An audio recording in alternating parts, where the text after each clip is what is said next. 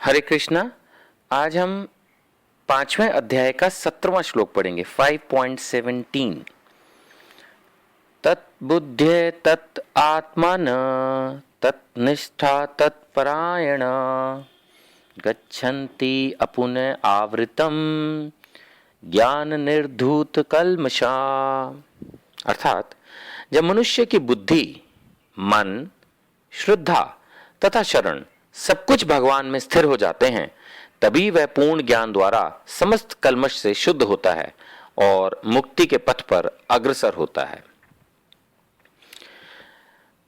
श्रील प्रभुपाद इस श्लोक के तात्पर्य में बहुत ही सुंदर इसका एक्सप्लेनेशन दे रहे हैं कि परम दिव्य सत्य भगवान कृष्ण ही है। सारी गीता इसी घोषणा पर केंद्रित है कि कृष्ण श्री भगवान है। He is the supreme personality of God. और यही समस्त वेदों का भी अभिमत है, यानी कि सभी वेदों की भी यही ओपिनियन है।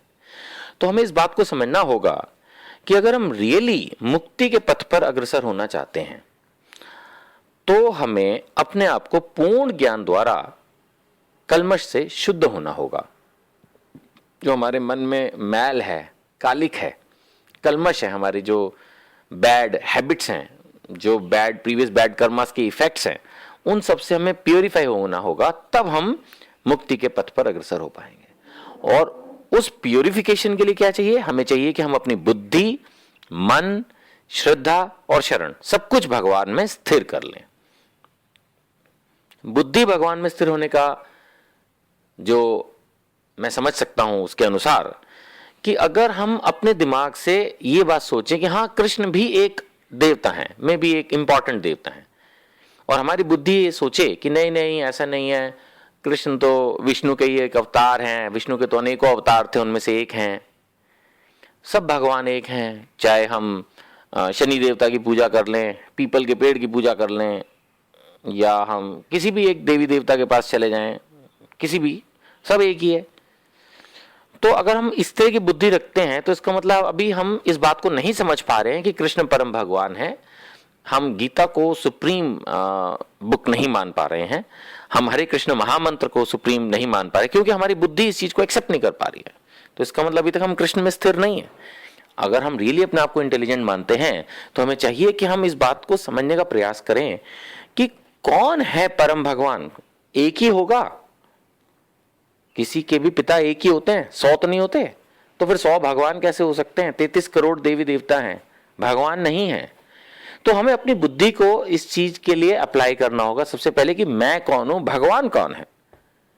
अगर हम रियली मुक्ति के पथ पर जाना चाहते हैं, भक्ति में प्रोग्रेस करना चाहते हैं, अगर हम अपने बिजनेस लाइफ में खुश हैं तो ठीक है, फिर करते रहिए, जो कर रहे हैं वो एक अलग बात है। अगर हमें भक्ति में प्रोग्रेस करनी है तो अपनी बुद्धि को ये प्रश्न हमें देना होगा कि मैं कौन हूं, कहां से आ गया, यहीं क्यों पैदा हुआ, जिस भी शहर में हमारा जन्म हुआ उसी घर में क्यों पैदा हुआ, कहीं और भी तो हो सकता था। मरने से पहले मैं क्या क्या काम करूंगा, क्या मेरे जीवन में प्रोग्रेस हो पाएगी, मरने के बाद मैं कहां जाऊंगा, ये दुनिया किसने बनाई। तो हमारे पास जो बुद्धि है, अगर हम अपने आप को इन प्रश्नों पर लाते हैं तो वो बुद्धि का सही उपयोग है। हम अपनी इंटेलिजेंस से उन चीजों को समझने का प्रयास कर पाए। अगर हम इन प्रश्नों के बारे में सोचते ही नहीं कि दुनिया किसने बनाई, मैं कौन हूं, भगवान कौन है, जीने से पहले क्या था, मरने के बाद क्या होगा, तो इसका मतलब फिर we are not intelligent. Frankly हम इन बेसिक क्वेश्चंस के बारे में तो सोच ही नहीं रहे। आखिर हर आदमी मरता क्यों है, हर आदमी बूढ़ा क्यों हो रहा है, हर आदमी बीमार क्यों हो रहा है, क्या इससे बचने का कोई उपाय है? नहीं सोचते। हम ये तो सोचते हैं कि आज मुझे फीवर है, ये फीवर कैसे उतरेगा। हम ये तो सोचते हैं कि यार मैं बुढ़ापे की तरफ जा रहा हूं, क्या करूं जिससे थोड़ा सा मैं यंग दिखूं, यंग रहूं। लेकिन हम ये नहीं सोचते कि क्या ऐसा भी कोई सोल्यूशन है कि डेथ हो ही ना, क्या ऐसा भी कोई सोल्यूशन है कि हम बूढ़े हो ही ना। हम इन बातों के बारे में नहीं सोचते, वहां तक सोच ही नहीं जाती। लिमिटेड थॉट है, आज अभी फिलहाल ये प्रॉब्लम है, ये कैसे सॉल्व होगी। ये भी ठीक है, इसको भी तो सोचना है, लेकिन वो भी सोचना है, यही बस असली बुद्धि है। तो कृष्ण में बुद्धि तभी स्थिर होगी जब हम इस तरह के प्रश्नों के बारे में सोचेंगे। मन, दूसरी चीज इसमें डिस्कस की गई श्लोक में कि मन, अब मन जो है वो तो हर समय यही कहेगा कि भैया अच्छे से अच्छे फिल्मी गाने सुनो, अच्छे से अच्छी फिल्में देखो, हर समय बैठ के टीवी के अंदर सीरियल्स देखो, डांस देखो। चाट पकौड़ी खाओ, गोलगप्पे खाओ, मन तो यही बोलेगा, बैठ के गप्पे मारो, हो सके तो नॉनसेंस बातें करो, मन तो हर समय इन्हीं चीजों में लगता है। और उसमें हम अपने आप को बहुत जो है वो गर्वित महसूस करते हैं कि देखो हम कितनी बकवास कर रहे हैं और सब उस बकवास पे कितना हंस रहे हैं। कहने का मतलब यह है कि हम अपने मन को अगर प्यूरिफिकेशन की तरफ नहीं लेके जाएंगे, अगर हम अपने मन को काबू करने का प्रयास नहीं करेंगे, जो होगा कृष्ण कॉन्शियसनेस में आने से ही, भक्तों के संग से। अब मन को कैसे ठीक करें? भक्तों के संग में। जब तक आप भक्तों का संग नहीं करोगे, मन तो हमेशा गलत दिशा में ही लेके जाएगा। अगर आप भक्तों का संग करोगे, कृष्ण प्रसाद ग्रहण करोगे, तो धीरे धीरे मन काबू में आने लगेगा। धीरे धीरे, एकदम overnight switch on switch off नहीं हो जाएगा, बट यस, धीरे धीरे धीरे धीरे मन काबू में आने लगेगा। फिर तीसरी चीज दी है श्रद्धा, और चौथी चीज दी है शरण।